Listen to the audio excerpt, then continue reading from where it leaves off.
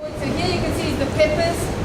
So these are all F1s, all cultivars, and they're going to be planted on those two open benches out there as soon as they are done.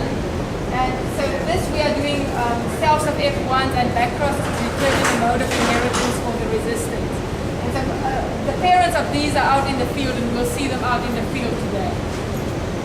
So these are all those accessions that I showed you. Some are pungent, some are not, for the resistant cultivars. And so if you look, you'll see that some of these things have fruit already, like H, the one that's labeled H there with the yellow. You'll see it already has big fruit. So that's a very early cultivar. And we're interested in that because it does have resistance to disease, it's non-pungent, and it's early. So that's one of the accessions we are most interested in.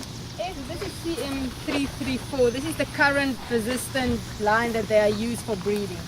The current source of resistance that they are used for breeding. You can see it's very pubescent, doesn't have fruit yet, very late. So that is also a hybrid cultivar, very susceptible to Phytophthora. Yes.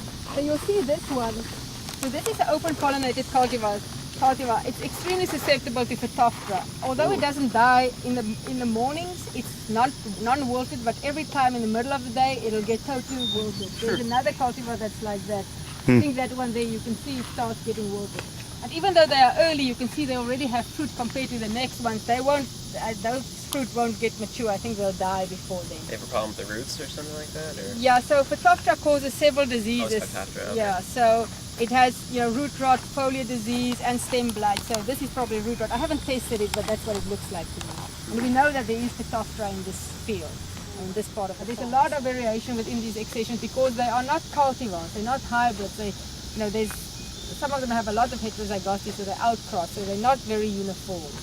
But so, as I said, so at this stage, all we're looking at basically is earliness. We're looking at the growth habit, things like that. We can't cross all of these into our breeding program. We want to make an educated decision as to which sources of resistance we want to use. So that's basically what this is about.